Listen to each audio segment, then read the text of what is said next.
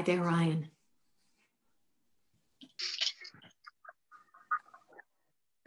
Huh?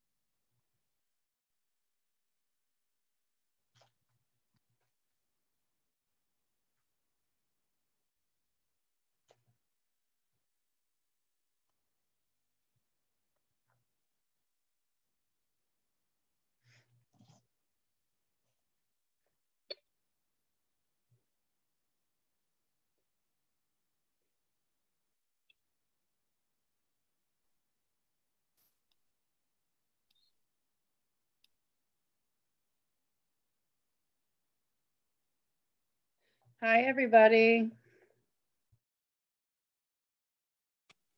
Hey, Annette.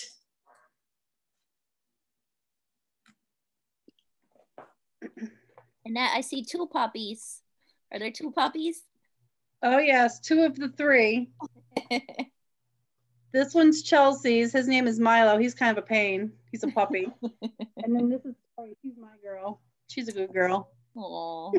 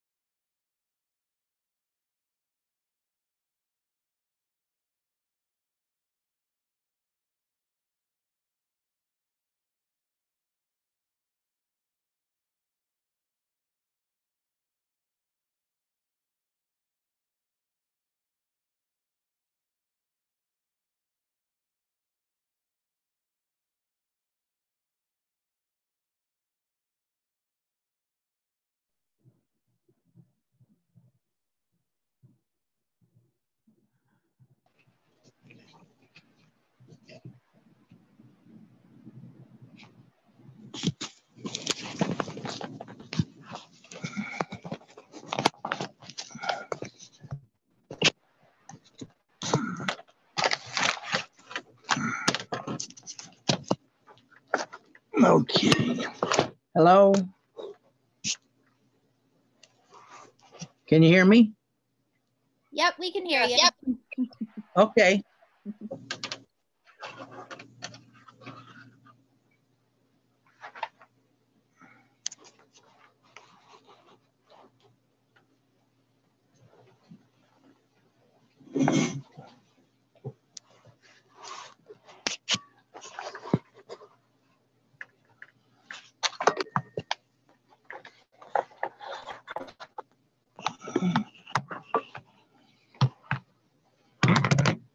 Oops, that didn't work.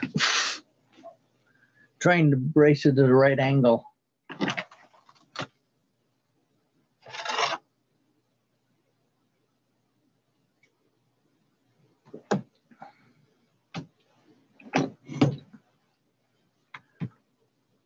Okay.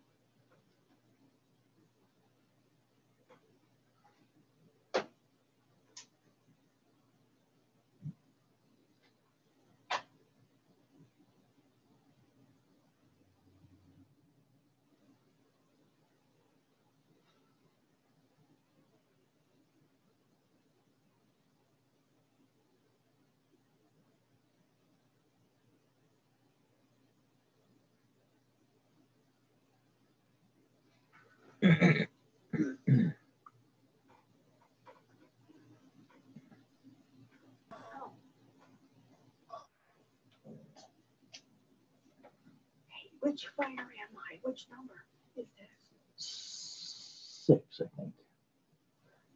So if I bought a book, Oh, got wait a a book second. free, which one?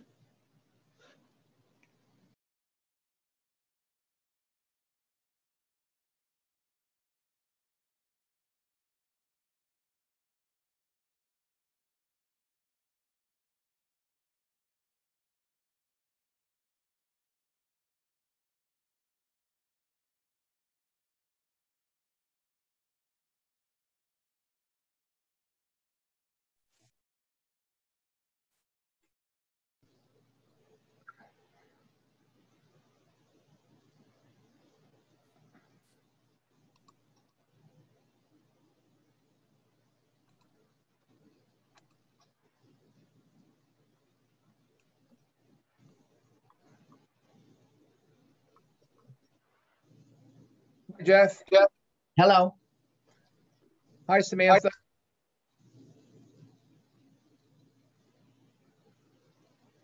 Into gallery here.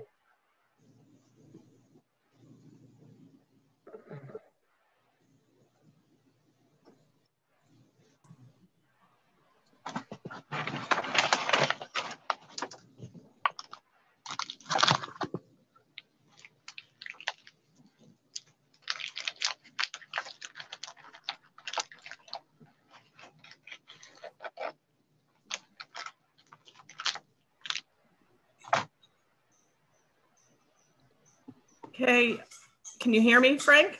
I can hear you. Okay, great. I believe that we have 4 board members present, but if you could do a voice roll call so I make sure I have everybody. And then Samantha, is everybody else ready? Yeah, I think we're all set.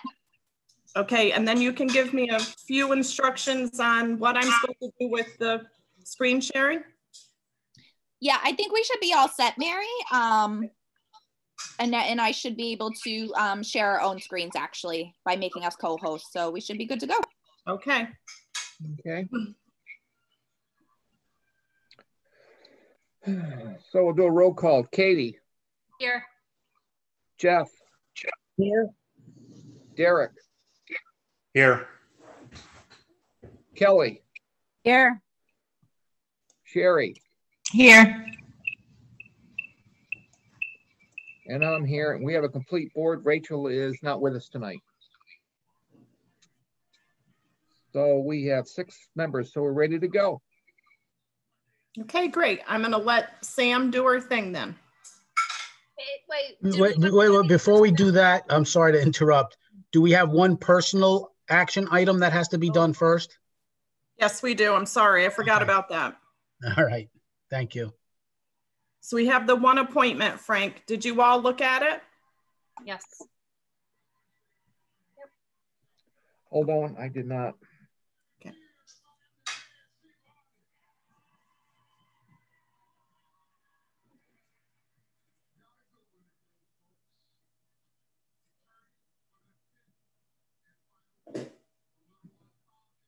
Was that with the Zoom information, Mary, or how did you send it?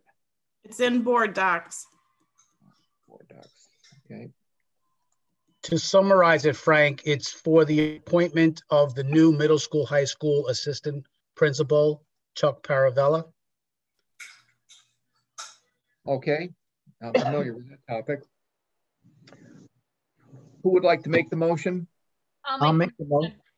I'll second. I didn't get who made it. Katie. Katie, and Jeff seconded it. Katie, how do you vote? Yes. Jeff? Yes. Derek?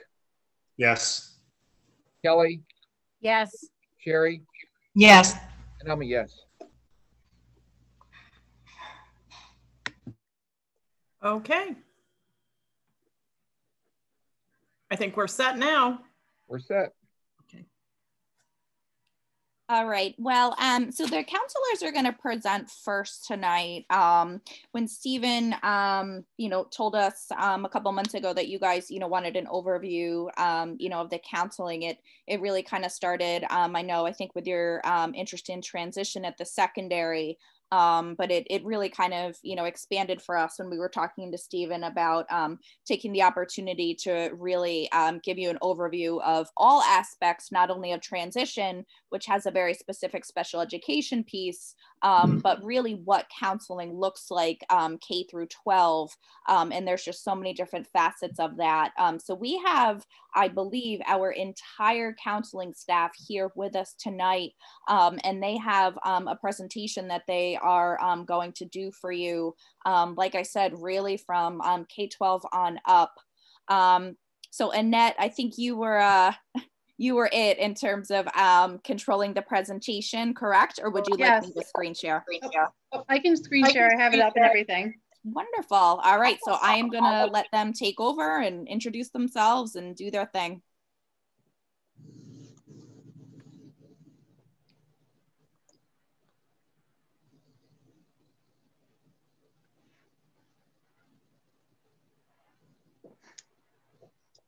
Okay, so I think that's me kicking it off. I'm Ryan Steller. I'm the elementary school counselor. And like Sam said, we're going to start by going over an overview of the counseling personnel and services that are provided district-wide. A lot of the things that we might talk about are also referenced in a district comprehensive counseling plan, which is on the webpage and also on the agenda for tonight. So it might go into a little bit more detail other than the overview. So to start, I work elementary school with all students, K through 5th grade. And the first sort of these are the basic main components of sort of what I do. I work with all students in the classroom through providing a curriculum called Second Step, which teaches social emotional lessons to all students. So, I listed skills for learning, emotion management, problem solving, teaching empathy, sort of those foundational skills that kids need starting right off the bat. The lessons touch base on all of those content areas, and they just get in more depth and are developmentally appropriate as the students get older. So they're really great and engaging lessons, and I find that the kids are really liking them this year. I also work with students in groups, so I might be delivering small group counseling, anywhere from 2 to 5 students around, whether it's for IEP, to meet IEP social emotional goals, or if we have specific content needs. So banana splits for students whose parents split up or are living in sort of a non-conventional household setting. Girls groups, friendship groups, sort of to target those areas where we might see more need at each grade level based on what's coming up at the time. And then, for students who have a little bit higher level of need, whether it's IEP or 504 counseling, or just, they need a little bit of grief support, something happened in their life, or a parent reaches out and the child's struggling, I'll also do individual counseling, just one-on-one with students. There's a consultation component. And so, talking with parents about, if they reach out to me about a concern about their child, or I reach out to them because a teacher brings up a concern, that I'm working with parents to support their children, whether it's referring outside resources, you know, that if it's something that I can't do, or I think it needs a higher level of expertise, then I might connect them to community resources, or, you know, providing extra support in the school in addition to that. And then working with teachers and sitting on different like teams and committees, like, you know, the RTI teams, response to intervention, therapeutic crisis intervention, and a school community partnership to sort of collaborate with other people to support students. And then the last piece is I'm a 504 case manager, and I share that with Rachel Teplitsky, who is the school psychologist, who will introduce herself in a bit. So that's sort of just like the meat and potatoes, I guess, if you will, of my job, the basic tenets of that.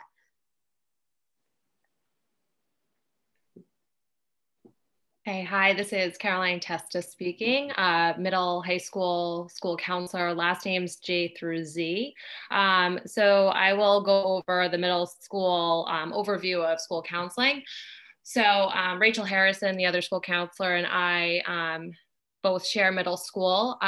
We do lunch bunch for 6th grade. So it's a way to connect with those 6th graders and really help welcome them into the middle school and high school. It's a difficult transition. So we typically like to invite one or two, one student from each of our caseloads, and they will invite a friend. Typically it's, you know, a nice group of kids who might not identify each other as friends, but over time, you know, they get to interact with each other and get to know each other more.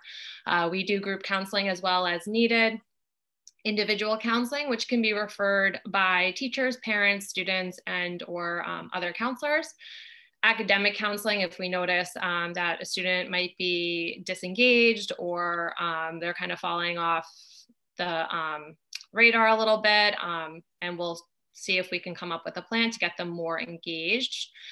Communication with parents, teachers, administrators, and students, continuous communication throughout the year, just to stay involved, make sure that the parents know who we are and that we're always there for additional support for their kids. We attend the middle school grade level team meetings once a week. This year we're attending on Tuesdays. So it's a good way to connect with the teachers and the teams to see, like, you know, what kid needs a little bit more support. Do we need to check on anybody? And also just like noticing the positives, like who's doing well and who should, you know, get some kudos and recognition. We also attend the RTI meeting, so response to intervention for ELA and math. So we'll be able to identify and speak with the teachers who needs more support in those areas.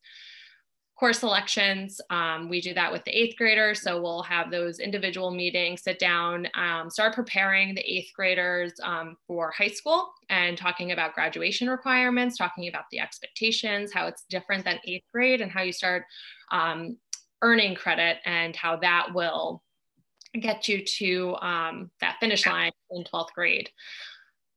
We also will discuss the acceleration process for math and science. So that starts in the 7th grade, which will also kind of go into being a benefit to some students once they get into the high school level.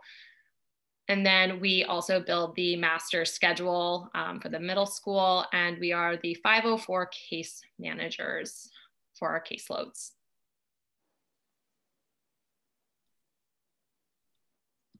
And I'm Rachel Harrison. I'm the other school counselor. I have last names A through I from grades 6 through 12. So a lot of the activities that are responsibilities we have at the high school level are really similar to the middle school in terms of the academic counseling, the parent contact, the interaction with the high school level teams, which we do on our Wednesdays this year.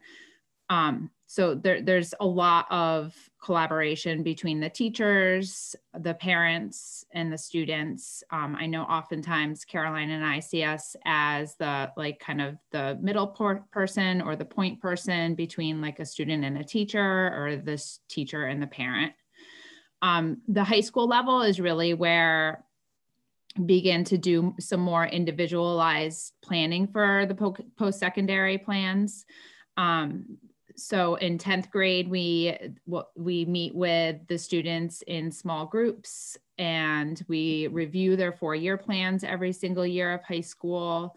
There's a lot of time spent with the course selection process because for the first time, they have a lot more choice in what they're choosing to take each year. And those courses really correspond to what their goals are for after high school.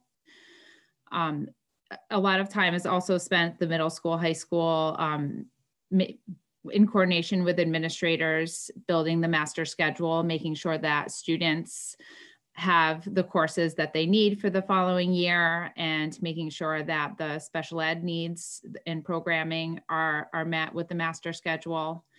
And then in our transition piece later on, we're going to talk about a lot of things that we do at the high school level.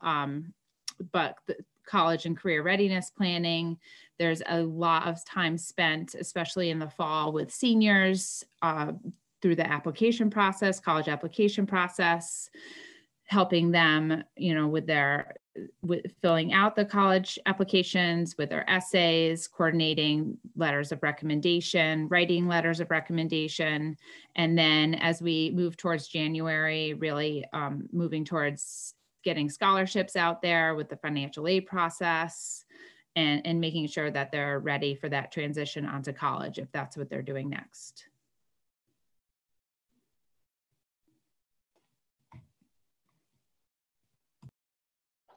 Hi, I'm Rachel Toplitsky. I'm the school psychologist at Berlin Elementary.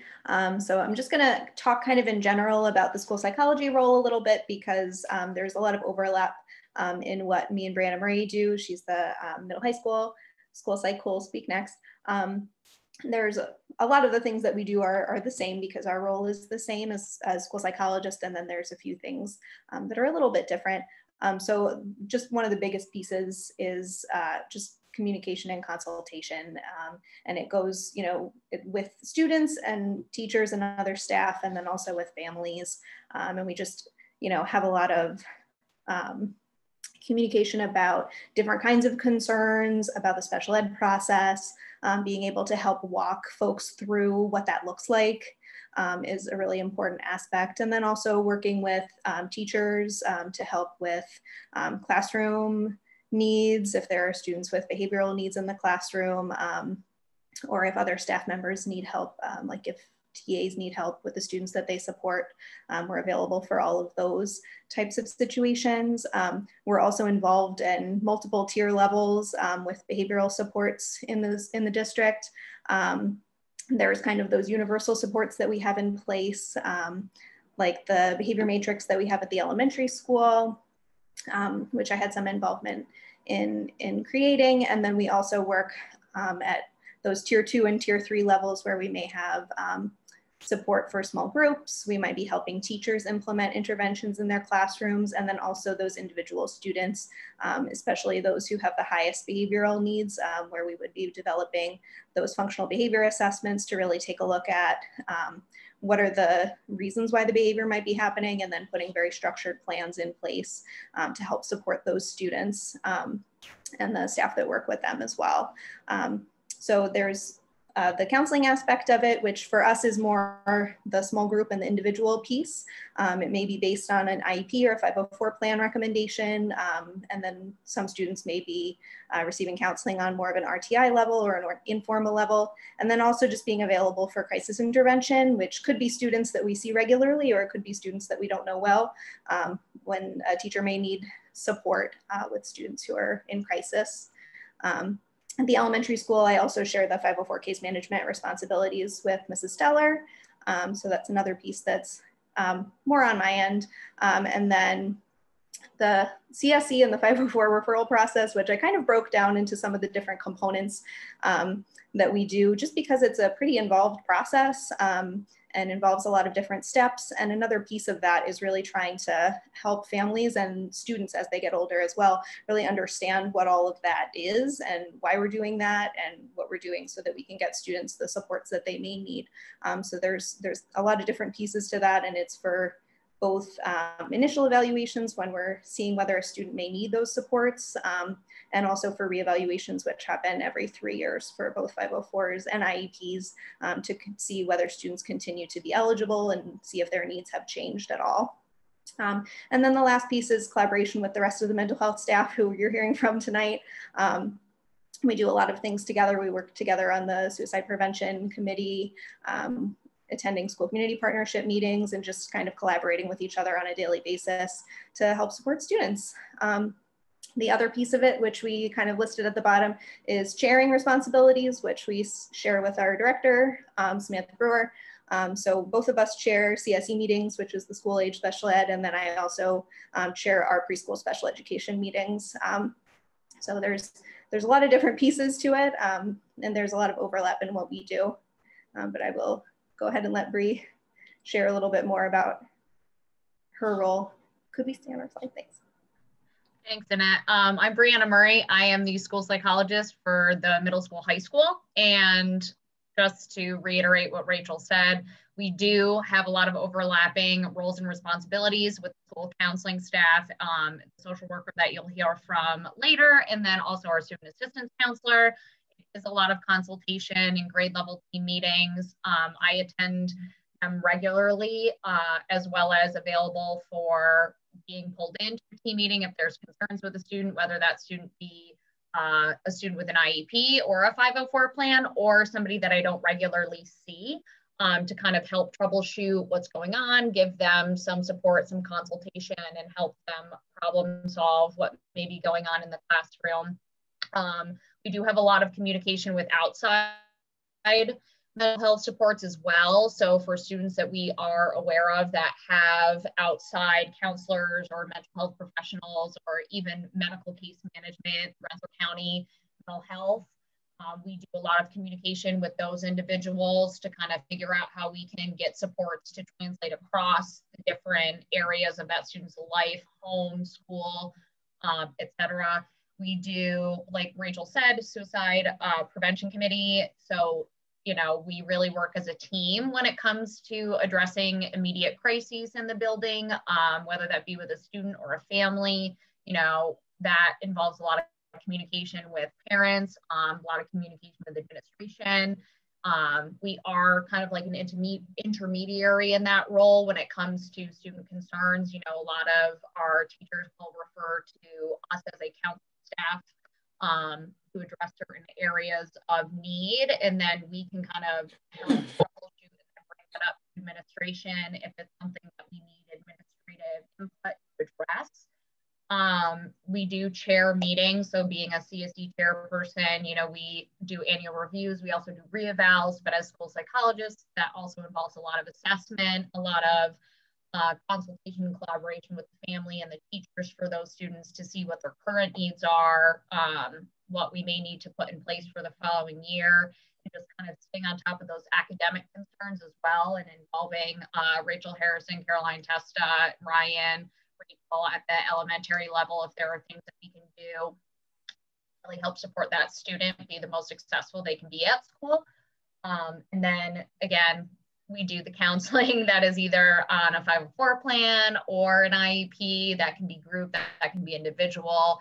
But we also do counseling for students who may just have like a situational or circumstantial need.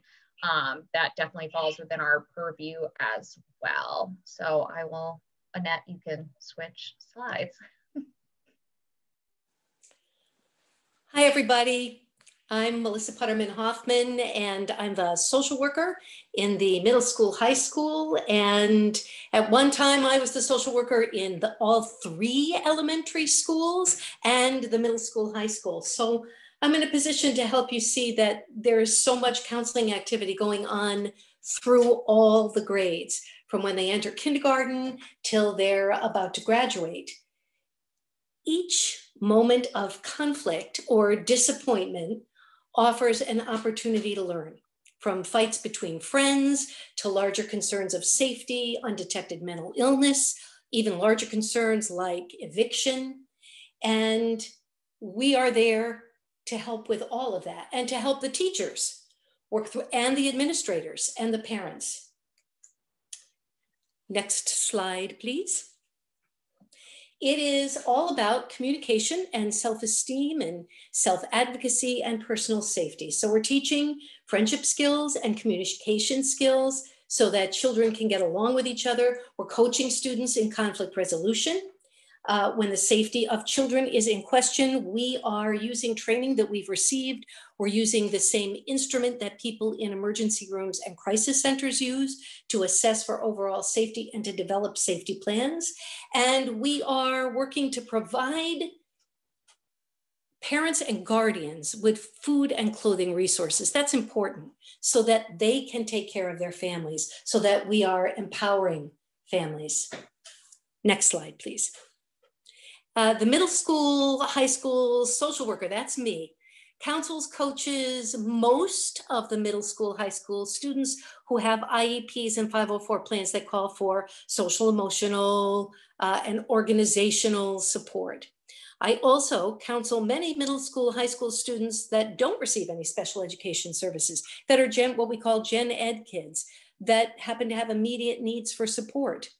I support parent and guardian efforts to maintain good, safe, feel-good parenting, and especially now at this time to maintain attendance. That's a big one. And I assist in empowering families. And I have the sense that when I come into work each day, I have my schedule, which is always written in pencil, but I never really know who my client's going to be. And the other counselors would probably say the same thing. It could be an administrator that needs a little input. It could be a parent in crisis. It's a very exciting job. My last slide, please.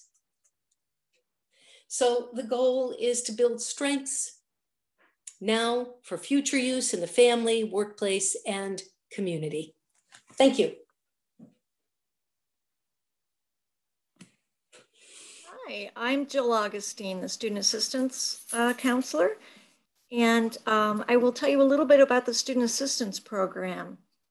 It is a program that is a joint effort between Rensselaer County Mental Health. I'm officially a Rensselaer County Mental Health employee, and half of my funding for my position comes from OASAS, the Office of Alcoholism Substance Abuse Services, and then the school puts money towards my salary and towards my position also, so that they can have me located in the school and bring some of those services from the county directly there.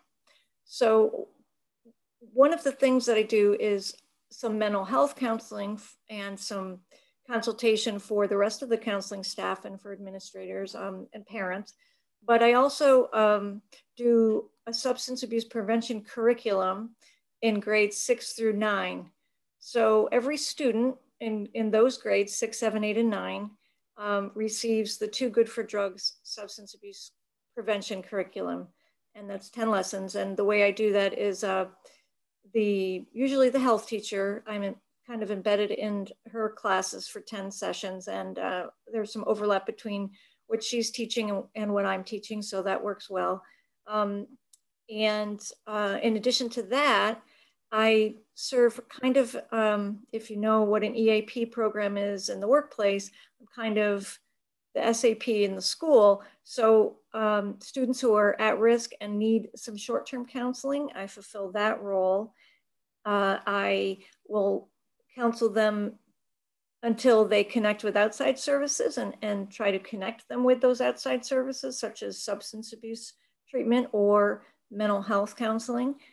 And if they're unable to either get to the outside services or for whatever reason can't connect with those services, then I will continue to see them as my own counseling student until they are, doing better. And so the whole goal is to prevent problems before they become big, and work with the other parts of the community in the school to help the student adjust to whatever it is that might be going on in their life or in their house. One of the other things that I do is I am the student I am the advisor for SAD and the GSA, so Students Against Destructive Decision Making, which is one of our clubs, and also the Gay Straight Alliance, which is another one of our clubs. And so in that role, I'm working in groups with students and doing activities and planning activities, helping them to really organize and plan the activities and supporting that so that they can come up with things that work school-wide to discourage drug and alcohol use and bullying. Because one of our goals in both of those clubs is to make everybody feel safe and welcome in the school. And I'm ready for the next slide. Thank you. Okay, so I'm just reiterating that the Too Good for Drugs program is the science-based program that I use for grades 6 through 9. And these are the lessons or the topics that are covered that I think was relevant for me to share with you, because these are the things that set students up for success, not only in being able to refuse drugs and alcohol, but also success in life in general. So for instance, today I was in the 6th grade, and we talk about all these topics like goal setting, decision making, how to identify what emotions you and other people are feeling, and then how to manage those, how to communicate those, how to create relationships that are successful, and also the basic drug information that they need to know how to avoid, how to manage peer interactions where drugs might be offered, and then refusal skill practice. One of the things that I do in the high school and the middle school is if a student is found to be under the influence or thought to be under the influence at school, or brings drugs into school, they will go through the administrative process, but they will also get referred to me, and I will do a screening and find out if there's a problem that needs to be addressed for them personally with their drug or alcohol use. And I think that summarizes most of it. Thank you.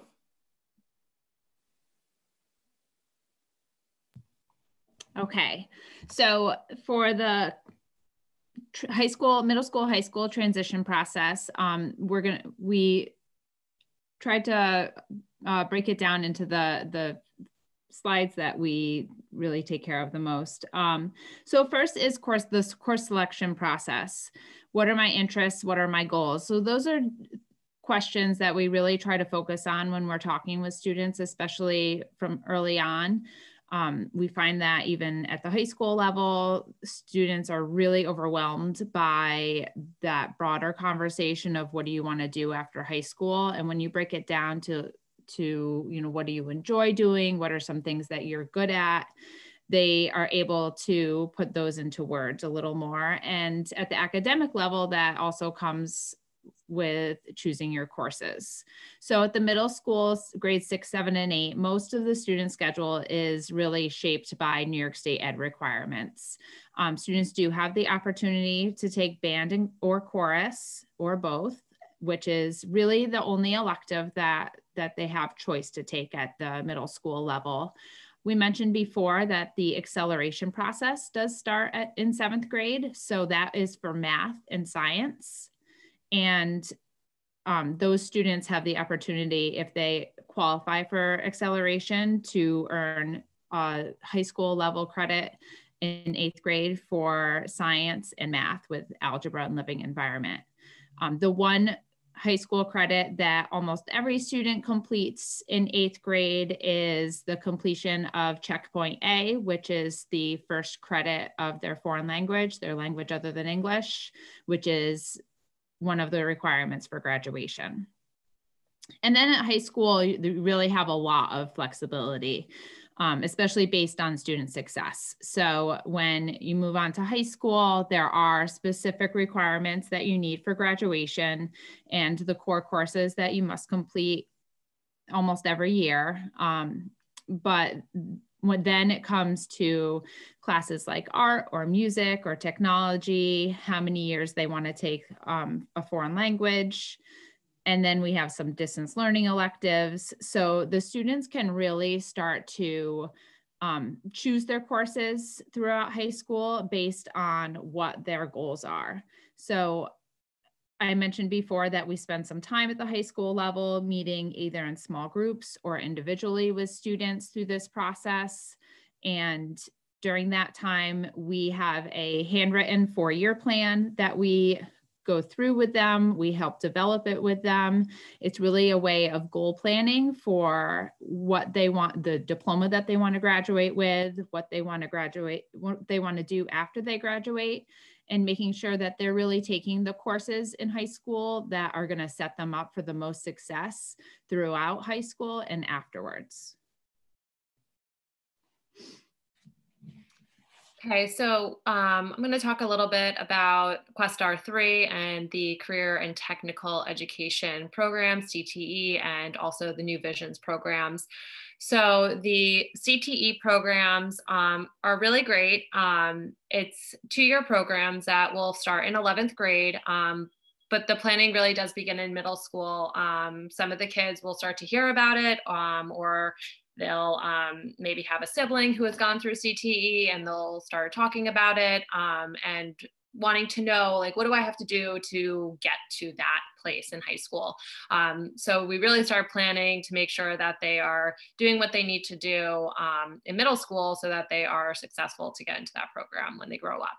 So for CTE, the students must be successful in 9th and 10th grade. So something that the career and technical education counselors and faculty look at is, do they have good attendance and did they pass all of their classes?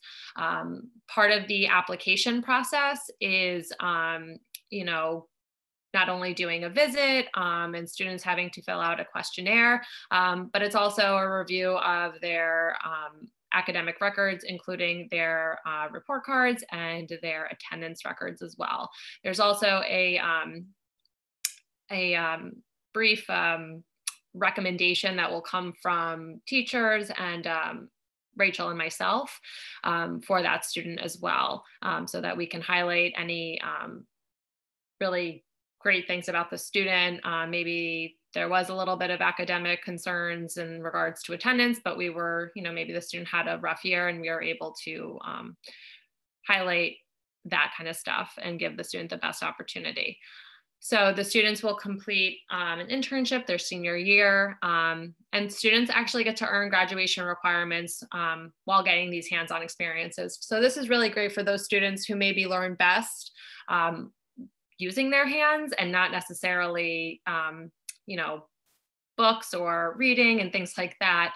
So students will earn in their 10th grade, their 11th grade, they'll earn typically their science and their math credit, which is really great because that gives them that third math and science credit that's required for graduation. And then when they hit that 12th grade year in their CTE program, typically they'll earn their English credit as well. So that will complete the 4th credit of English and keep them in really good shape. They earn additional credit as well in the program, but focusing on those graduation requirements is very good. So moving on to the New Visions and the CNA, the Certified Nursing Assistant Program. This is for 12th grade only. And students, we actually were just looking to send out letters to students who can qualify, the 11th graders who will qualify for the New Visions or CNA program. They'll have the minimum GPA that they should have is about an 85 to be considered for the program.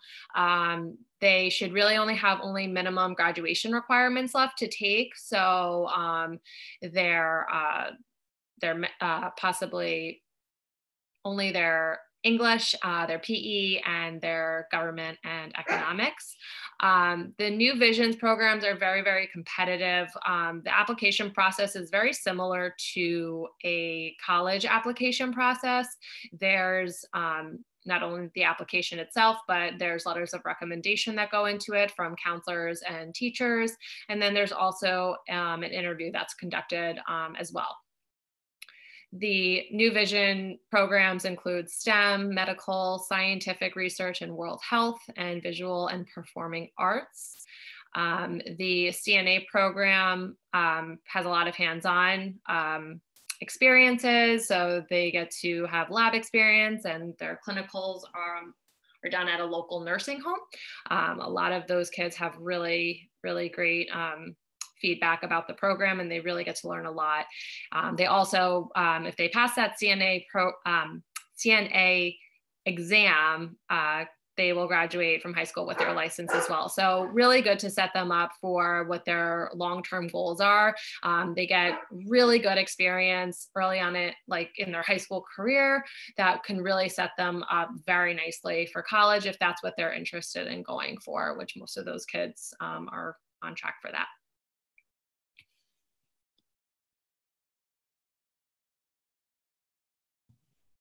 Sorry. So the PSAT and MSQT exam is something that we give every year. We offer it every year at Berlin. The date is really set by the College Board nationwide. This year's a little different. This year, just because of COVID, there is an October date, and also schools can choose if they weren't ready in October, they can give it in January. We're hopefully going to be okay to give that at the end of January this year.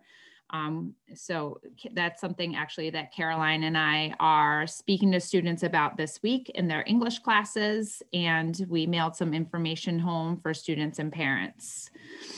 So why would students take the PSATs? It's offered to all 10th and 11th graders. And at that point, if they are really interested in going on to college, especially if their goal is to attend a 4-year college, it is really great practice for the SAT exam, which oftentimes is a required entrance exam for college applications.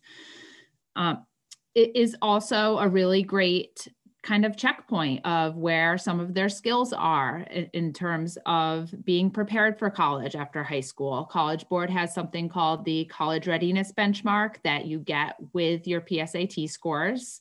And it doesn't mean that you won't be able to go on to college if you aren't quite at those benchmarks, but it is a really good sign for students to see where their strengths and weaknesses are and where they may want to spend a little more time strengthening their skills before they do go on to college. So what happens after the test is that a few weeks, well, actually a couple months later, we get the scores and we meet with all of the students who took the exam in small groups. We have them sit with their Chromebooks and create their own personal College Board account. And through that account, there's a lot of free resources for them. So that really sets students up with the free resources to prepare for the SATs. They can connect their scores to Khan Academy, which College Board has a relationship with Khan Academy that sets up a study plan for students. There's free study resources. And if the student chooses, they can put in the date where they plan to take the SAT exam. And then it really sets up a study timeline for them. So a study plan where it'll take the students' PSAT scores and focus on their strengths and weaknesses, and those areas on the PSATs where they may have struggled more, they'll give them more practice to really be ready for that SAT exam. On the College Board webpage, once a student's created an account, they also can create their own personal profile, which helps with college searches and looking at different criteria for a 4-year college that they might be interested in, like size and geographic location, to majors that different colleges have. And then there's also something called Big Future on the College Board website, which offers free college searches, scholarship opportunities, career exploration, financial aid info, and just general information on filling out a college application. Go ahead, Annette. And then another exam, but this one it is more a skill assessment that we do every year, is we offer the ASVAB exam to all of our 11th grade. So we dedicate a 4-period block of time to our 11th graders, usually in early March. And we send out information to families ahead of time so that if they're wary and would rather their child not take the exam, they are welcome to opt out. The ASVAB exam is the military entrance exam. And if a student wishes to use it in that way, they absolutely can. And then they have, scores that they can use at any point. However, we don't release their scores at any point to recruiters unless we had permission specifically from that student and parent. The reason we use that exam, and schools all over the country use this exam every year, is because it is a really great multi-aptitude test. It assesses 3 skill areas, math, science, and their verbal skills, while it also, it assesses several areas on the exam, and then it also gives them those 3 main scores. So it's another great way for them to really see where their strengths and weaknesses are. What I really like most about the ASVAB exam is we spend some time meeting with every 11th grader, again, in small groups with their computers, and the ASVAB webpage is really valuable. So basically for an entire year after they take the ASVAB exam, they get an access code to the webpage. And through that access code, they can take something that's called the FYI, which is a pretty in-depth interest inventory. And there's some characteristics that they get in their results from the FYI that match their personality and their interests. And those characteristics also correlate to different career paths. So also available on the FYI is from those results on the webpage, is from those results, they can then connect those characteristics to different careers. And there is a lot of information about those careers, the trending growth, or if there isn't a trending growth in those career fields, how much education, average salary, what skills are most important to do those careers. So at that point, it's really, I think it's a valuable exercise for students to go through, especially because we do have a lot of conversations with 10th and 11th graders that are really feeling just overwhelmed by it's almost like they feel like if they say, this is what I want to do after high school, that they can't change their mind. It's kind of a scary thing to say out loud. So I find that when they go through exercises like this and, their results from the FYI coordinate with what their interests are, that's really reassuring to them, and they learn a lot more. And there's oftentimes careers on there that match what their interests are or match what their career clusters come out to be that maybe they weren't aware of. So it sends them into do a little more research about majors in college that they might not have been aware of before.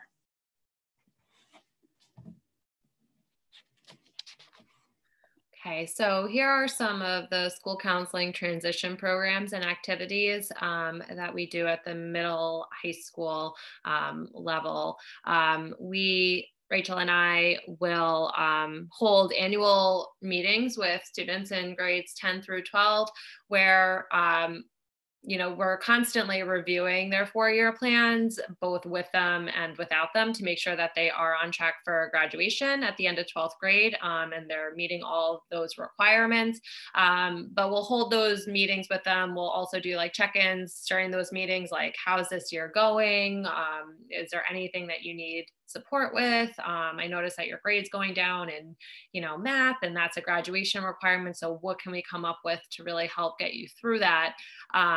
And we'll show them their 4-year plan. We'll make sure that they know what their minimum graduation requirement number is. So they need 22 credits to graduate in what the specific classes that they do need for graduation, and make sure that they're aware. We'll hold parent meetings. Those could be parent-teacher meetings or just parent meetings, just counselor and family. Child study team meetings, all the counselors will attend. We attend them on Thursday mornings, where we're able to really just focus on our highest concern kids. Maybe they're not attending, maybe they're not doing the work, maybe you know, there could be a number of issues that they will come to that level of concern with administration there as well. We also will put together and hold financial aid and FAFSA nights. So we actually just had our financial aid and FAFSA night back in October and November of this year. We were able to partner with Siena College this year, which was really, really great.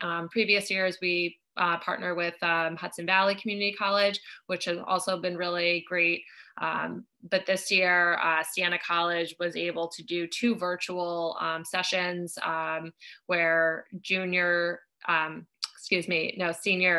families and students attended. They were able to ask questions about the financial aid process. They were able, and during their FAFSA night, several families were actually able to completely fill out their FAFSA with the Siena representative there to answer any questions that they need, which is just awesome that they were able to complete that. We also have junior parent information night. So Rachel and I will give a presentation to juniors and their families. We really go over everything that they need to know. We'll go over those graduation requirements, the different types of diplomas. So the Advanced Regents Diploma, the Regents Diploma, we'll go over the CDOS credential as well, which I believe that Michelle and Annette will touch base on in a little bit.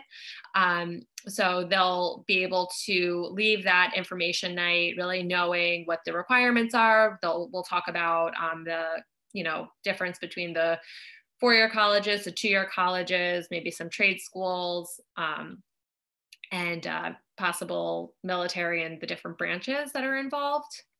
Hudson Valley Instant Admissions Day is something that Rachel and I also set up.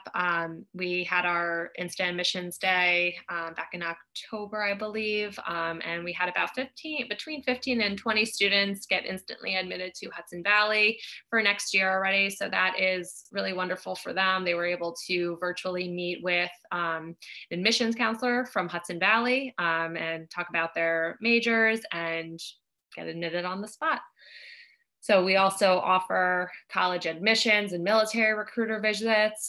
Those have been virtual this year for the kids, which has been a little bit different. Scholarship resources and applications, any scholarships that come our way to the counselors, we make sure that it's posted on our counseling webpage, which we have linked here on this slide for you. It'll take you right there to view all those resources. We are always trying to post on Schoology for announcements. So a lot of the times, like for example, Hudson Valley will have like a really great workshop. They have one coming up next week for 10th graders, actually 9th and 10th graders, I believe. And it's exploring some career interests and maybe like checking more in with the student, like, who am I? What am I interested in? Do I want to go to college? Things like that. So it's a really informative workshop that's going to be held, and we post that to Schoology. We post it, we make sure that the students really are aware of those opportunities.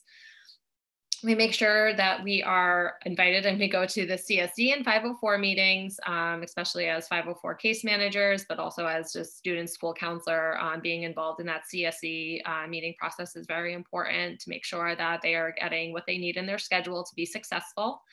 And we also help create high school resumes, which will always be important no matter what the student chooses to do, whether they are choosing to enter the workforce, whether they are choosing to enter the military, any branch, or college. That resume is always great to have in your back pocket. And I always tell students that, like, this is something that you will use at least once in your life. So let's get a nice strong resume built. I will always give feedback, and we will provide them templates to make sure that they are including what they need to include on that resume.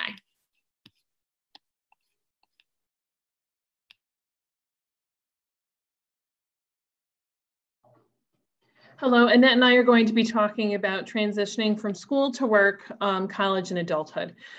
Career Zone is one of the programs that we have for special education that is web-based from New York State Education Department. Starting in 6th grade, students then create an account that carries through until they graduate from high school. Within this Career Zone program, we have them thinking about their interest, things that they want to do when they get older, things that they're good at, sometimes some of their struggles, and any future possible career plans that they may have. As you can imagine, it ebbs and flows as they go through the program, so their interest now may not be their interest later.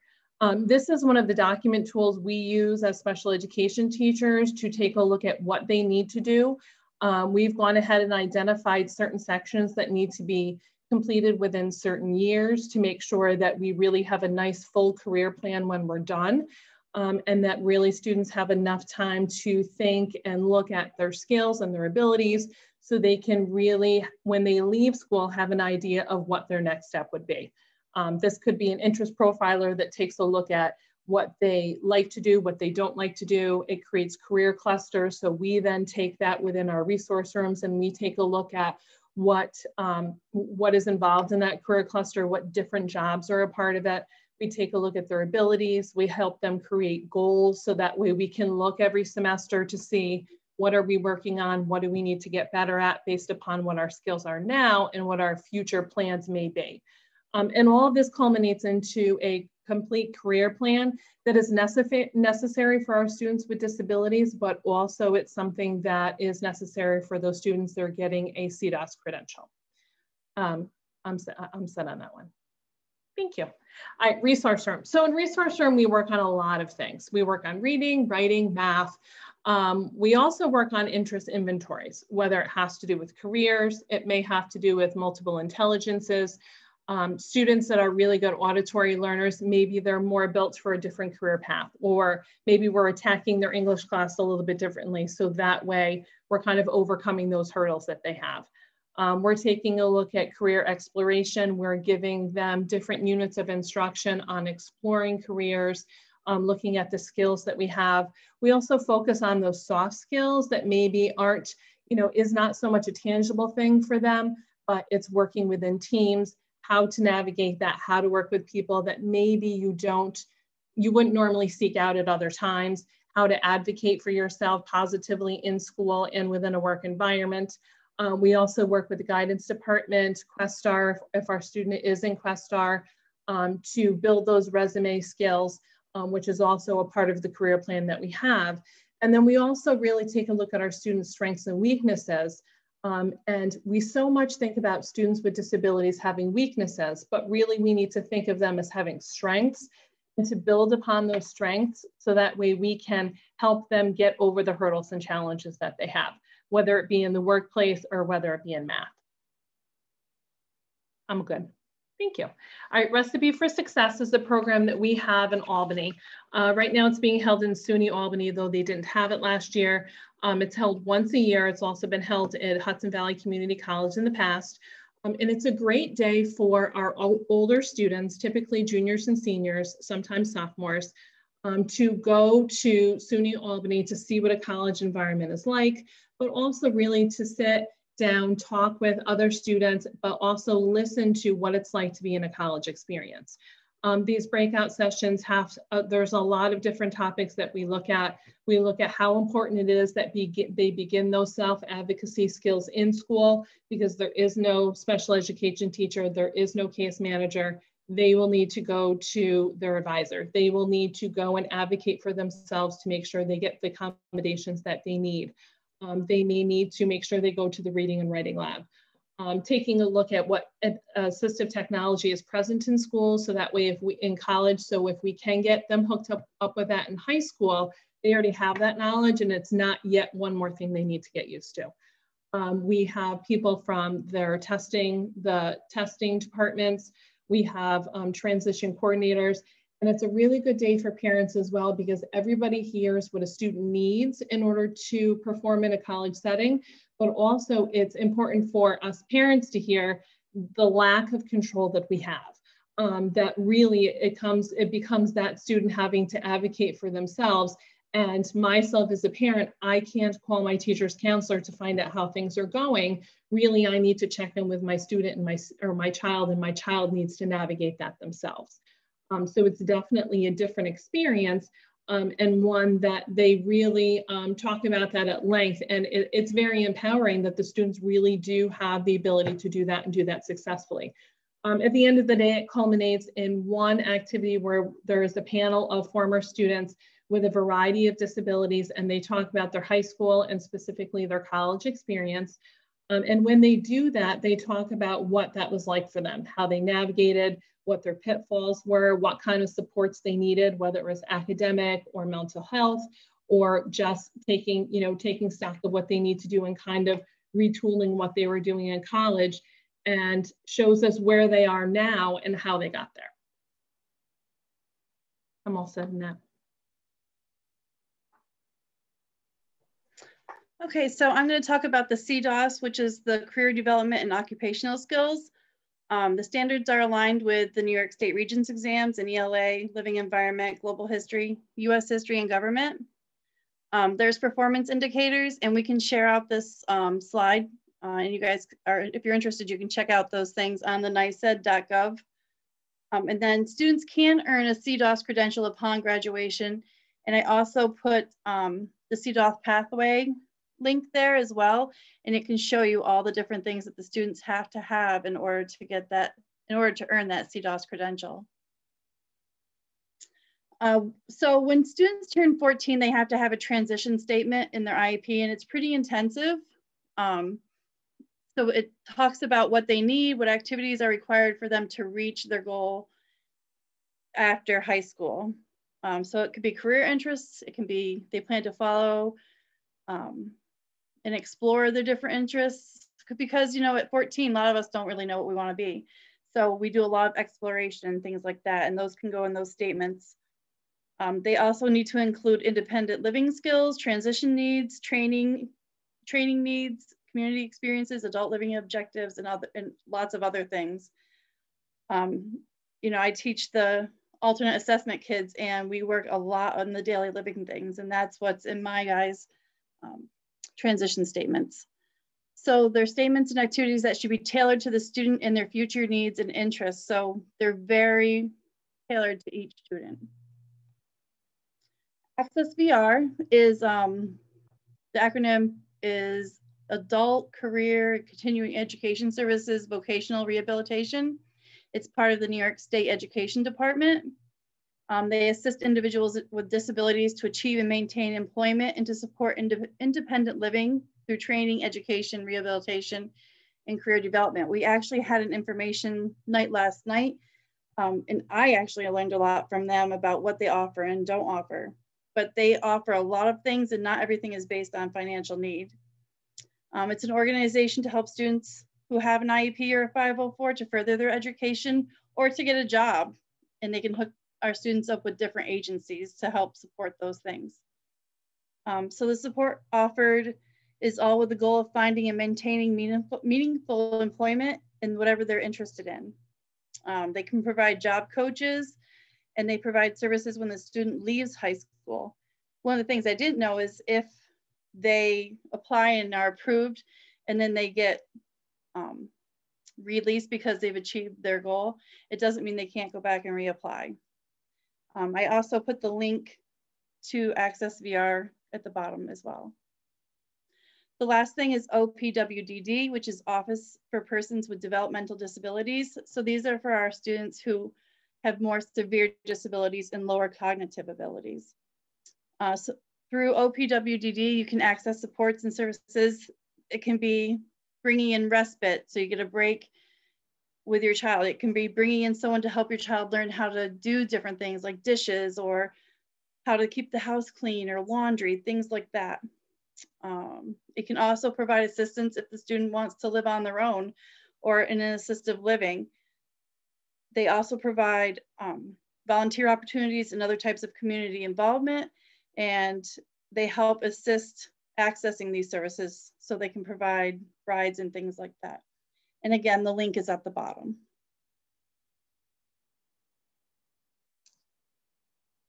So that's the end of our presentation. I'm going to stop sharing. I know that was a lot of information, and I just want to thank our counselors for that because that was incredibly comprehensive. Do any of our board members have any questions for any of our counselors or special education teachers? I have a couple of questions. This is Katie. The CDOS certification or credential, is that just for students with IEPs and 504s, or it's for all students, right? Yes. Do we promote that to our all students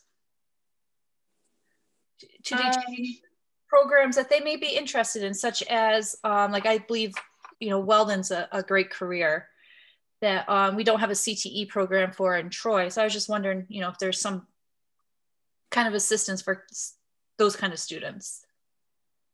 Well, I think probably for the students who already go to VOTEC, they probably can earn that because it's easy to get that CDOS credential met. I'm not sure because we don't have a lot of affiliations with other places other than Questar. I'm not really sure how that would work. I mean, I think they probably could as long as they had a certified program that they were learning it through. And any of our students who are learning work-based learning hours, that's marked on their report cards from Questar, and it always goes on their transcript. So when they graduate, it's noted on their official transcript. So like Annette said, a lot of our students who complete the 2-year CTE program or even a 1-year CTE program are able to also earn the CDOS as like a supplement to their diploma. Thank you. My next question, and this is middle school, high school level primarily. Is there a strengths finder assessment for all students? I know that you mentioned some of the PSTs, and I think there was the one military exam. Is there a way you guys assess to determine what the students' strengths are in other methodologies?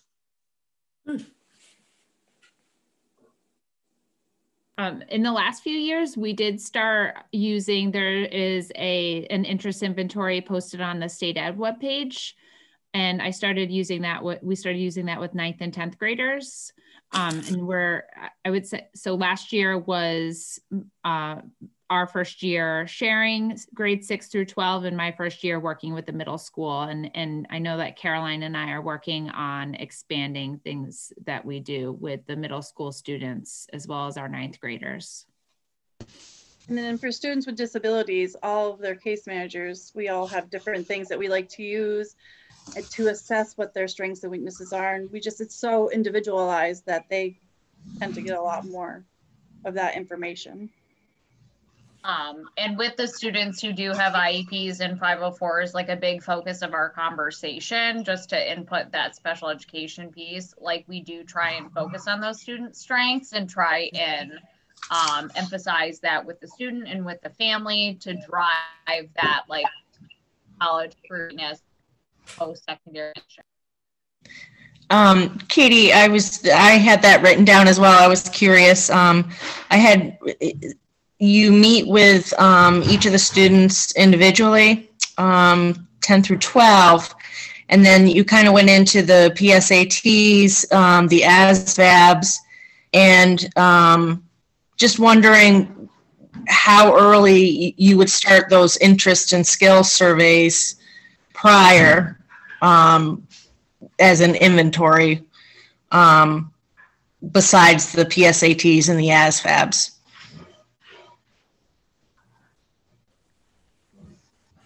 I think their strengths and weaknesses are something that we're talking about from an early age. And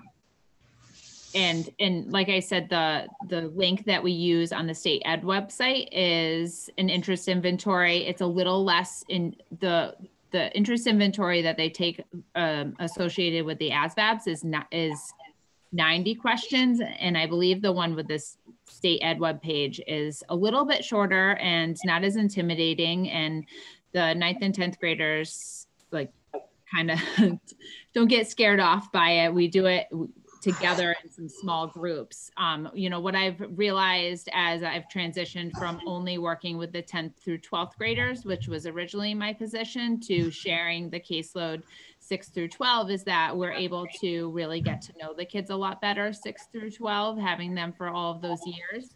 But it wouldn't be feasible to meet with them all individually throughout the year and still handle all of our other responsibilities. So I know that Caroline and I have already begun last year doing a lot of planning how we can start to get into the classrooms in different ways and work those career and strength conversations, skill conversations into the classroom setting. So for example, like we'd like to maybe go into the 9th grade classrooms and start that resume making at the 9th grade level, so that it's something they start at the beginning of high school and can build on throughout those 4 years. And for students with disabilities, the first interest profiler through Career Zone is completed when they're in 7th grade. Is there one completed for Gen Ed or a career profile? Is there one completed for Gen Ed students as well as just IEP students?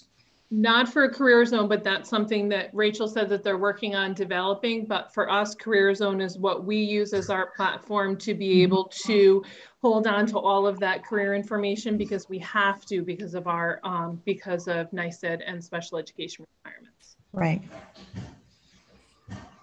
So this is a question to the middle school, high school guidance counselors. I was kind of overwhelmed by all of your job responsibilities. So my question is, in your many roles, what do you find takes up most of your time?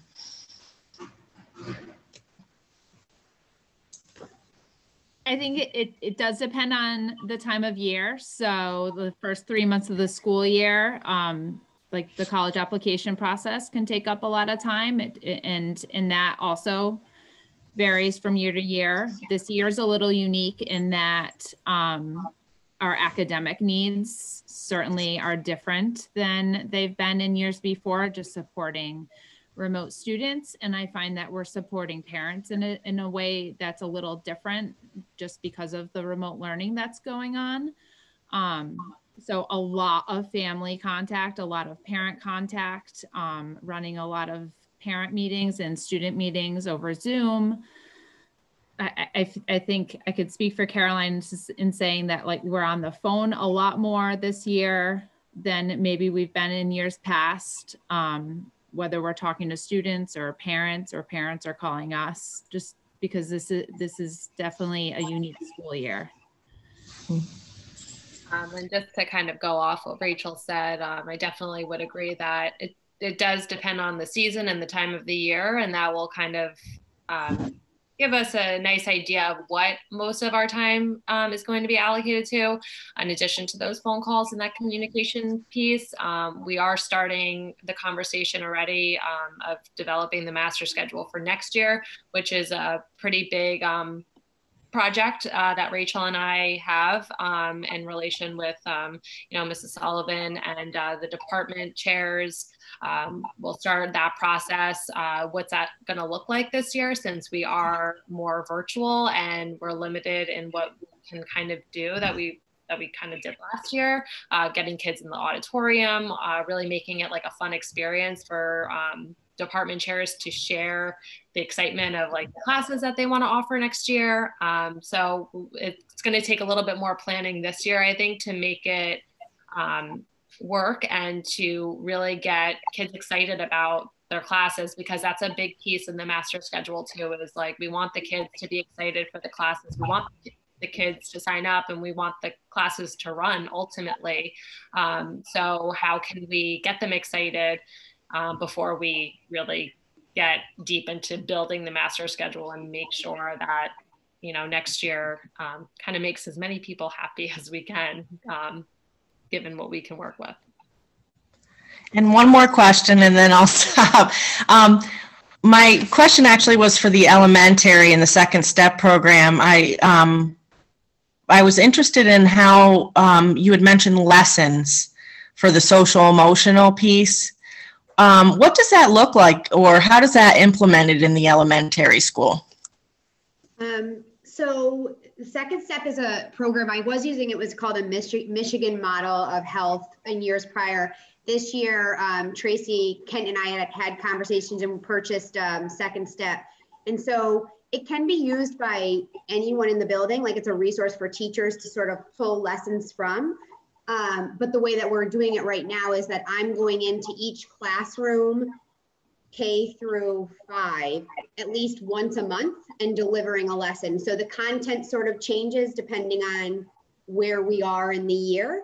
So the beginning is sort of, the lessons really revolve around teaching kids to be good learners or assertives, like sort of like listening skills and learners, and then evolves into, you know, feelings and recognizing our own feelings, and then how do we deal with those feelings? So like managing emotions, what does empathy mean, and sort of the more of the interpersonal skills. And so each classroom, ideally, like the way it works out is that we try to do one lesson in each classroom every month. So I'll go in, and the teacher a lot of times will join me in those conversations with their kids. And that's a really powerful thing. I'll run the lesson, but the teacher often is helping to deliver that or engaging conversations around those topics. Cool, thanks.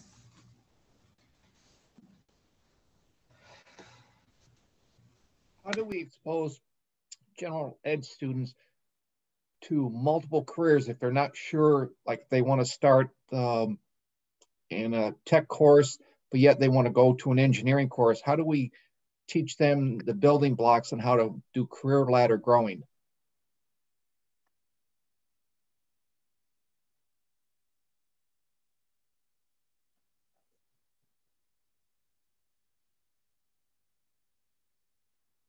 I know, like, to use the technology department, I know a lot of our, in a lot of our elective departments, the courses in high school build on each other. So like for Dawn Wetmore's classes, they would start with DDP, and then she has some upper level classes that she takes, that she offers through Hudson Valley, where students can take them as dual enrollment courses. They earn high school and college credit at the same time.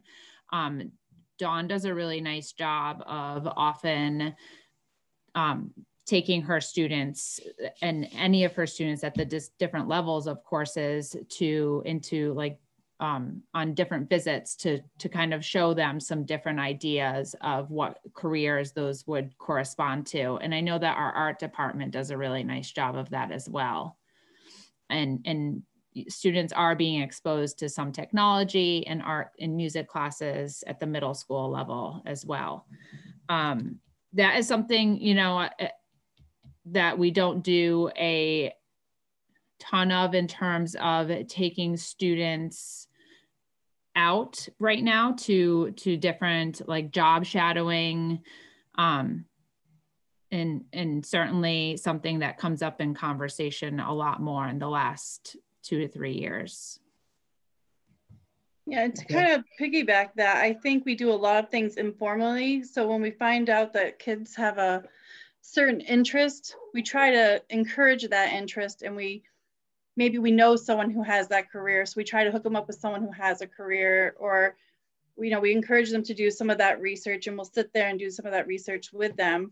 One of the things I'm trying to coordinate this year, because we can't have people in, is to try to set up some Zoom things. So I sent out a survey to the students to find out what careers they are interested in, and trying to set up some of those Zoom meetings and find people who have those careers so everyone can just kind of meet and ask questions and things like that. Yeah, and just to add a little bit to that too, you know, Rachel had said that we typically right now, like, we can't really get out and go on those visits or things like that. Earlier in the year, you know, information, really great information gets passed on to Rachel and I from Hudson Valley or other local colleges or other local schools as well. And I know that there was a career fair, a virtual career fair that was held. Rachel and I put that on Schoology. We advertised it. You know, we really tried to get kids involved in just like hopping on. And, you know, if there is a career that stuck out to them, they were able to speak with a representative. It also had college representatives there too. And it's never too early to talk to a college representative. You know, you can always just ask those questions and say, like, this is what I possibly am interested in. What's your program look like? And teaching them those skills, because that's like a really important skill to have, is that people skill to get over the hump and the fear of talking to another person, whether it's on the phone, and we're very virtual right now. So kind of helping them get over that fear is going to go a really long way for them, especially when they go into college and they're going to have to start advocating for themselves a lot, reaching out to their professors when they need help, and initiating those kind of conversations. I think that was important what you just said. The students today do nothing but texting. They don't know how to communicate.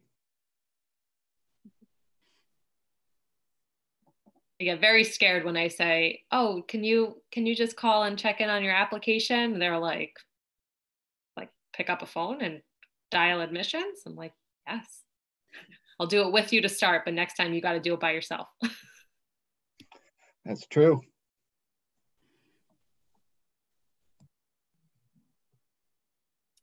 All right, I know I was a little bit of an add-on here. So I am going to briefly present on restorative practices. My restorative practices liaisons are all here. Two of them are part of our counseling staff. That's Rachel Teplitsky and Brianna Murray. And I know Courtney Hart also joined us at one point. So I am going to just take the lead on the presentation, but I am going to encourage them, of course, to jump in at any time with any additional information or anything they just want to jump in with. So I'm going to start with a restorative practice with the board members.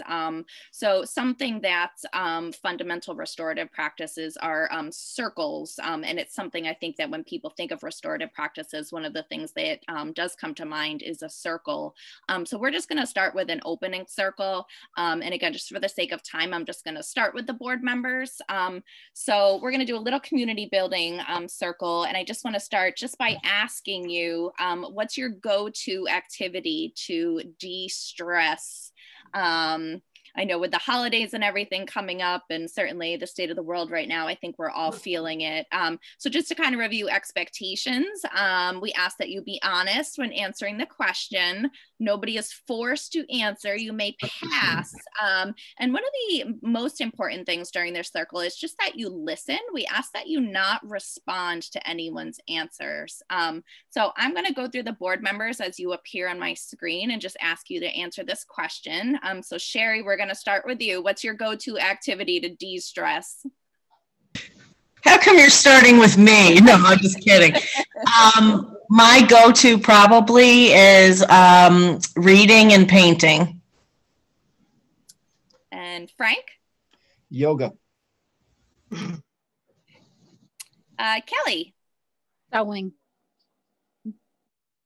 Katie? Quilting. Quilting. Dr. Young? I either go fishing or go down into my basement and work in my wood workshop. Jeff? Reading and old movies. Derek? Fishing, hunting, and spending time with my kids. And Mary, we'll throw you in there too. You're part of the board too. Mary, what's your de-stressing?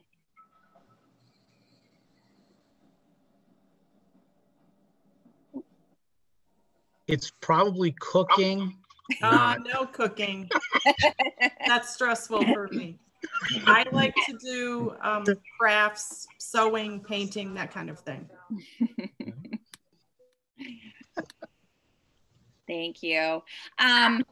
You know, and the next part of this would possibly be to, and again, we won't do this just for the sake of time, would be to go around, you know, another time. And at this point, you know, anyone in the circle could, you know, respond to anybody else, comment, you know, anything that they wanted to add at that point. So, you know, it was just a brief example of what we'd consider to be just a community building circle. So I'm going to just open this question up just to the board members too. Well, and any of our counselors too can kind of help us along here. So, you know, what is just really a simple activity? So what kind of skills would students be developing in this activity, and how would this improve class climate and culture just by taking a couple minutes to do something like this? How would this help us in our classes? Develops eye communication. Mm-hmm. I couldn't hear what you said. Eye contact.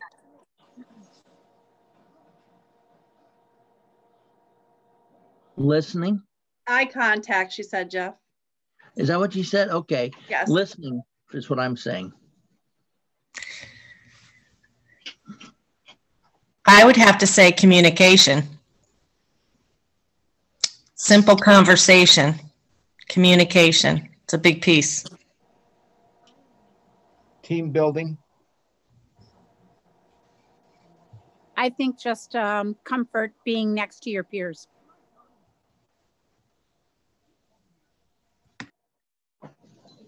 Yeah, I mean, you guys are all right on track, right? Michelle Baldwin mentioned that word soft skills. And I know we just kind of joked at the end there about maybe our students' lack of that, you know, interpersonal communication skills. But yeah, just a simple activity like this, all of those things, yes. The communication, the eye contact, the listening skills, and Kelly, I think you just said it too. Yeah, developing that safety within your community, within your class. And this is really the foundation of restorative practices, is this idea of community. And we're gonna get into that a little bit more. So I wanted to show this graphic, just the continuum of restorative practices, because there are a lot of misconceptions out there about restorative practices. And a lot of people, when they hear restorative practices, they really jump to this right-hand side of the continuum, which are the responsive restorative practices. They think about discipline. They think of it, you know, as supplanting traditional discipline procedures. But really, there's the much larger piece of restorative practices is on this left-hand side, which are all of these preventative things that we want to put in place in order for restorative practices to really be effective and really impact our students. So this is going to be a 3-year process. And actually I'll jump to that at this point. We are looking to roll out restorative practices over 3 years. So this year we are really only focusing on tier 1 or year 1 practices, which are really those universal classroom supports and classroom practices. And a huge piece of that is that community building piece. So we've reviewed some different things with teachers and staff members to really focus on building community within their classes. So things like maybe you know, a community building circle like the one that we just did, setting collaborative expectations in their classes so that students have some ownership over the expectations, you know, asking students, what does an ideal classroom look like, and what does an ideal learning environment look like, and what do we need to do to make that happen, right? Because we're all responsible for each other. You know, helping students really develop their identity. And then that social emotional curriculum piece that the counselors touched on is a really important foundation for this too.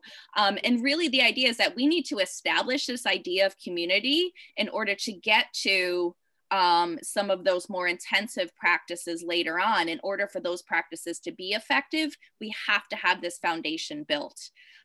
So like I said, this is going to be a 3-year process for us. And that's really why I wanted to just go through this overview with the board, because this is going to be years in the making for us.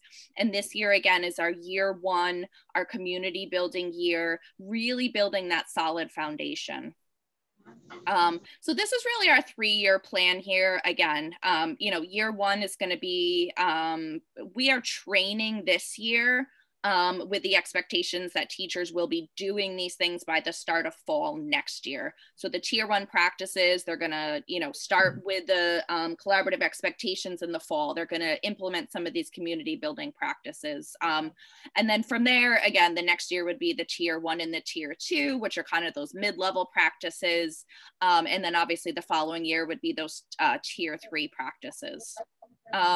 So again, community building, we can't restore the community if we haven't taken the time to build it.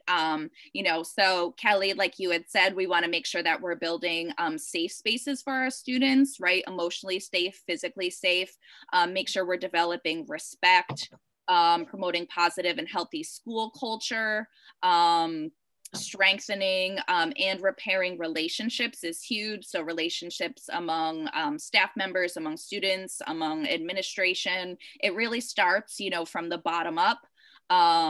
Practicing those community circles. Again, those community circles can become more restorative and can become more intensive as we get to the farther end of the restorative continuum, and really starting to use restorative language.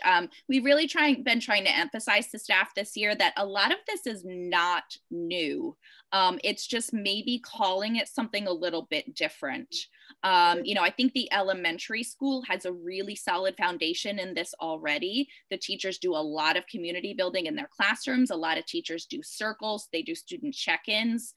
Tracy Kent has the school motto. I think they have a great, community down there. It's something we do need to work on a little more explicitly at the secondary level. It's not as natural, I think, to the secondary structure, but it is a foundation we need to continue to work on. Tracy Kent did a book study over the summer that really was a great overview of a lot of these things. It was called Hacking School Discipline. And I really liked this quote from it. And I actually steal a lot of quotes from this book in the Restorative Practices Handbook that my committee is working on together. So I liked this quote: "If we want to alter a kid's trajectory, we must do things that are not on the curriculum map," right? So if we want our students to do something different, to behave differently, to act differently, we have to do different things. And that's what we're asking our staff and our administrators and our students to do at this point. So again, these are the trainings that we've done with staff, the community building circles, the collaborative expectations, fostering growth mindset, and using the restorative language. We're going to continue to emphasize those as the year goes on. I know we definitely need some more training in terms of growth mindset. That's something we're going to get to. And just to continue to model the use, as administrators, as staff members, the use of this restorative language so that it does become natural for us and for the students. And so it doesn't, feel like a new thing. It just becomes part of what we do every day. And then this was really important for me. Like I said, it really is, it's top down or bottom up, whichever way you want to look at it, it really involves everybody, right? So it really involves our staff because they are really on the ground with our students. So we're asking staff to do things. We're asking students to do things that might be new to them, to, really accept growth mindset, accept that they can change and they can do different things, to, really engage and really be a part of the Berlin community. And it's a big ask for administration too, to model these things, to engage in these activities with our staff members, to embrace growth mindset ourselves, and be cognizant that we can change and that our students can change and that our staff can change, and really recognize, 3 different types of engagement. We did some work with a restorative consultant, and we're going to continue to do some work with her, but talking about just the 3 types of engagement and what that looks like. So in terms of what's been done so far, we did a full staff training on opening days. We did a follow-up staff survey to kind of find out where they were and what their needs were. We did some work with that continuum that we saw, where our staff identified things that they're already doing and where they fall along that continuum. We have monthly plus meetings. We meet at least monthly, but frequently it's more than monthly as a full restorative committee. And so again, right now that's myself, my liaisons, Courtney Hart, Brianna Murray, and Rachel Teplitsky, who have been amazing just in the short amount of time we've been working together. Alyssa Sabatino, who is our outside consultant, is also amazing. And then through the regional partnership, due to our special education identification, we also have the support of someone named Kat Owens, who is a behavior specialist, who has also been fantastic. Hopefully our assistant principal, who was just board approved tonight, will hop on the committee with us because he's definitely going to be a large part of this process as well. We've just recently started some staff shout outs where we're, trying to recognize all of the great work that our staff is doing. Our counselors are currently leading some staff circles. Those are happening now this month. At the secondary level, that happened already with our team leaders, and they are going to do some circles with their staff members, and I know the elementary is going to do this as well. And my liaisons have Schoology groups where they share different articles and resources and those types of things.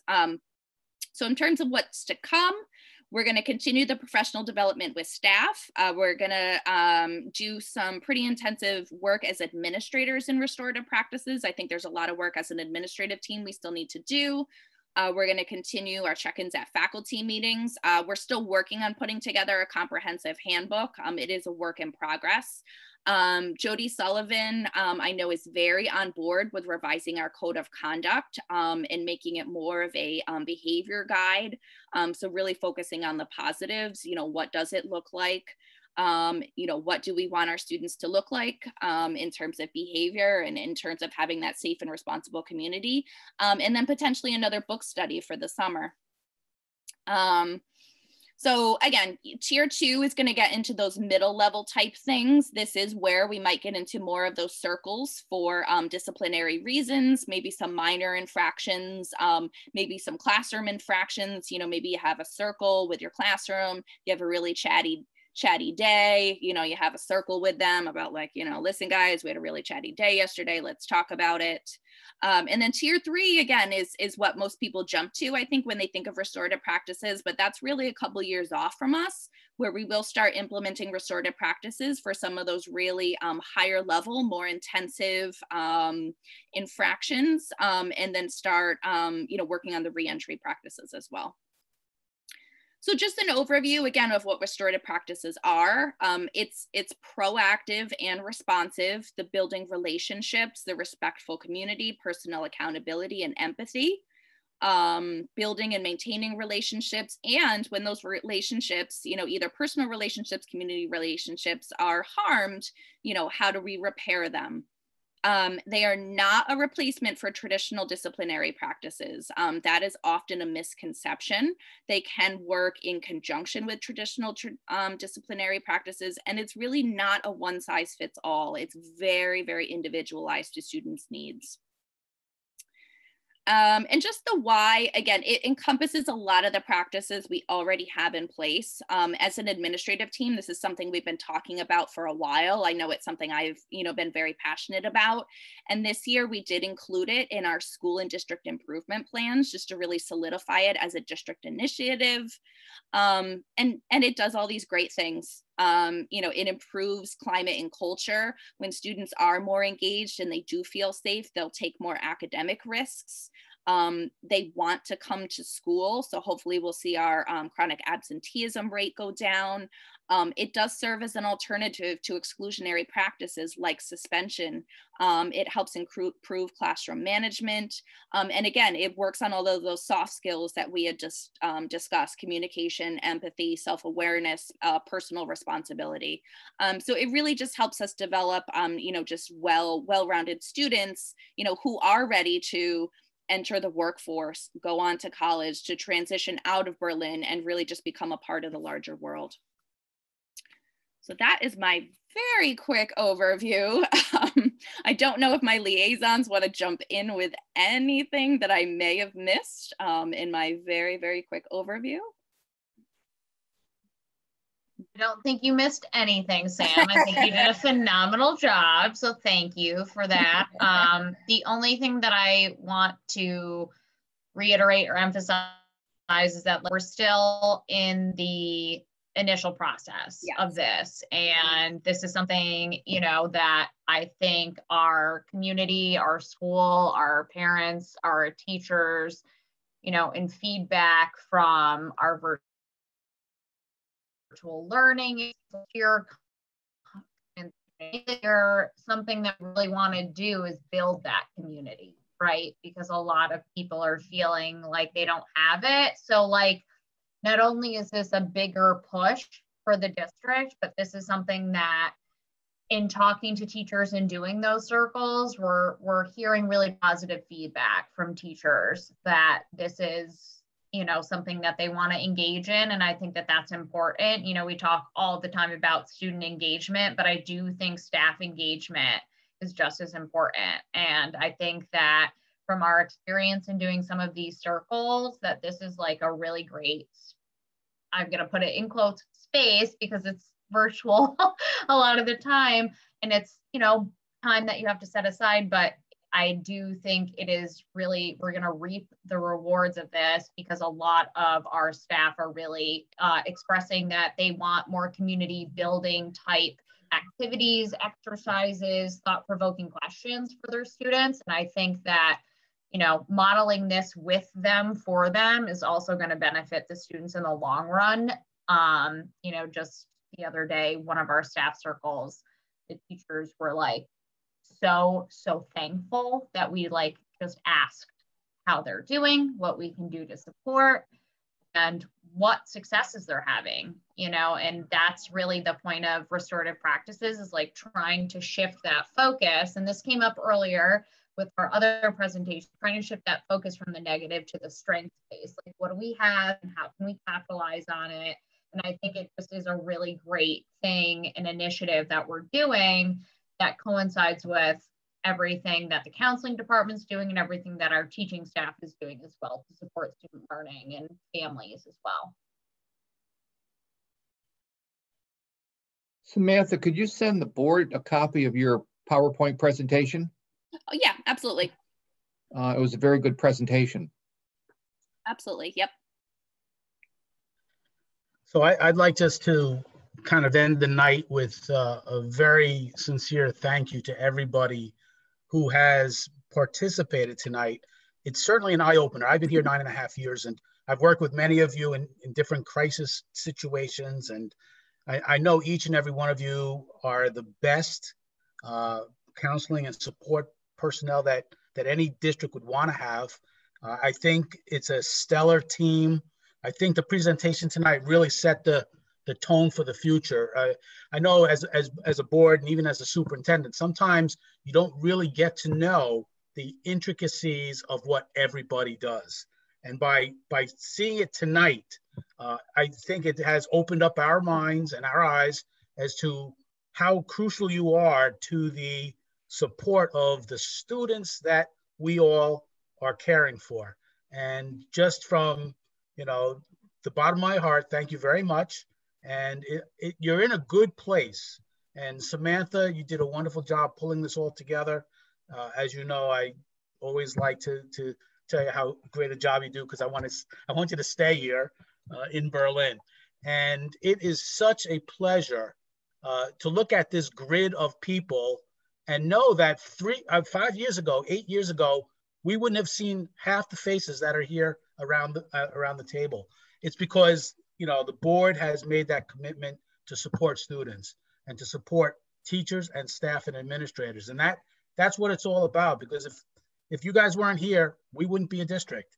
And thank you. And that's all the comments that I'm going to say tonight. I learned a lot, a lot. So thank you very much. I also have to add to what Stephen said, because in this presentation tonight, it flowed seamlessly and there was a lot of energy, and I can see that energy getting pushed on to the students. And I know we're probably through our darkest days now, but I have to agree with Stephen. Without the energy that you give our students, we would not be in the shape we're in now. So it was a tremendous presentation tonight. It was seamless, it was great, and it was good to see the interaction between everyone working together as a super team. So thank you on behalf of the board. I don't know if any of the board members want to comment. It was a great job. Thank you. Ditto. As Siskel and Ebert would say, 2 thumbs up.